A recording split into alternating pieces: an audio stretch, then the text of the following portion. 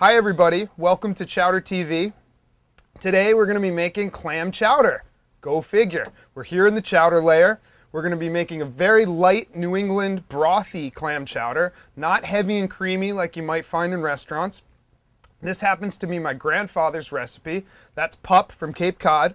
We're going to be using a lot of dill and potatoes, and we're going to be rocking out in support of the Red Sox, who happen to be coming to New York City in 2 days. And that's all I can say down here in the chowder layer. Welcome, and get ready to go elbow deep into some serious chowder making today.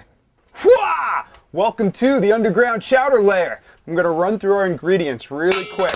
Here we have our 2 sweet onions, Vidalia onion, medium starched Yukon Gold potatoes. We have fresh dill, Italian parsley, a little bit of thyme, okay, fresh bay leaves, some garlic. Imagine there were 2 of these next to each other, of water just to boil off our clams, light milk, Organic Valley half and half, Horizon Organic sweet unsalted butter, 16 medium-sized chowders or quahogs, slightly smoked bacon.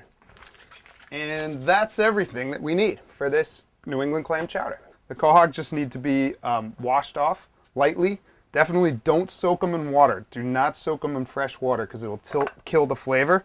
But we are going to give them just a little scrub because these guys in particular are a little bit muddy. All right, we've got our 16 quahogs going in the pot. We've got our minced garlic. We've got our parsley, our bay leaves, our thyme, and our minced dill ready to go. Take our bay leaves, because remember, this is for our broth. This is for our clam broth. Okay? Put the bay leaves in there. About a teaspoon of peppercorns will be fine. All right. 4 cups of water. We're going to pretend we know how to use a stove, and we're going to turn it on high and leave them until you hear this. When you hear that, your clams are done. 15 minutes on the clams. Since it is sort of a peasant chowder we're doing here, it's fine if you have some odd-sized onion cuts in there. But these are generally about ½ cuts. One interesting thing about bacon, real bacon before it's been sliced, is that you have a meatier and a fattier bacon. So what I like to do is I divide it, and then I'll throw the fatty stuff in first and then the meatier later. That way you can get kind of a nice lube on the bottom of your chowder pot. Peeling my potatoes here. Same deal with the potatoes. These guys are, oh! Those are our clams. Clams are done. Clams are done. Clams in the hole. We got clams. Look at these. Whoa! There's a clam for you. Here is our lovely clam stock. What we're going to do is we're going to hold that for later, and I'm going to have 2. I'm basically pouring off 2 of these. I'm going to pour off the one from the top and the one from the bottom. The one from the bottom is going to be a lot brinier. It's what's left down there. It's got, you know, all the sediment from the clams. And if we, at the end of our chowder, we need to give it a little more pungent kick, seafood flavor, we can always take from that bottom stock. The trick to cutting quahogs is they have a real pungent belly. Some hardy New Englanders really love that flavor. But what I find is that you only want it to release towards the end of the cooking of the chowder. So you don't want to sever the stomach. So there's a little place sort of in between the chowder, in between the meat, where you can see the dark coloration of the belly. When you cut through, it should look like this. Okay, nice and white. If you hit the belly, it's going to look like that, nice and brown. That's what you don't want to do. So see if you can get as many clams cut without severing the belly as possible. Our potatoes, we're going to have cut in different sizes. The big ones are going to stay, they're going to cook slowly, and they're going to be our nice chunky potatoes in the chowder. The little ones are going to cook really fast, they're going to break down quickly, and we're going to mash them up against the side of the pot, and that's going to thicken our chowder without using any thickeners like flour. Next up, we're going to take our 2 Vidalia or sweet onions, and we're going to toss them in the pot. They're ready to go. After that, we can grab our garlic. We have our 2 cloves of minced garlic. We're going to throw those in.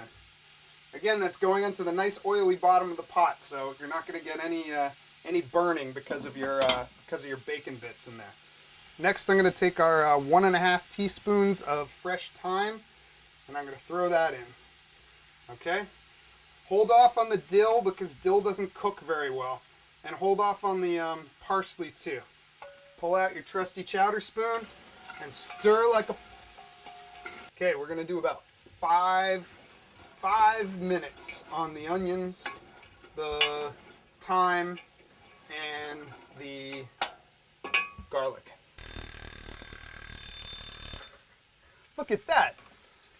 Geez, Robin, it looks like our onions are done. Okay, we've done about 5 to 7 minutes of sweating the onions, and now I'm going to throw in our potatoes.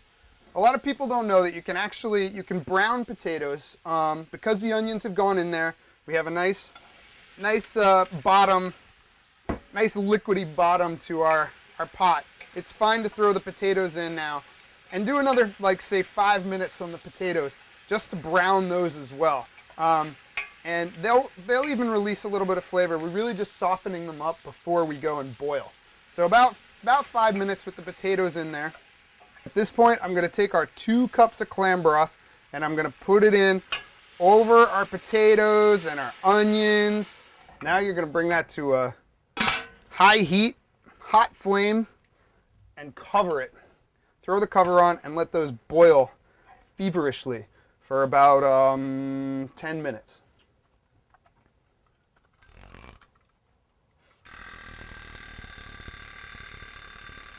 I think it's clam time, folks. There they are. Say goodbye or hi to our beautiful quahogs. Now would be a good time to add in our parsley. Our garden fresh dill is going in the pot. This is 4 cups of organic low-fat milk. Remember, we're making a brothy chowder today. Next, I'm doing a 1/4 cup of heavy cream. Today I'm going to be using Baleen sea salt.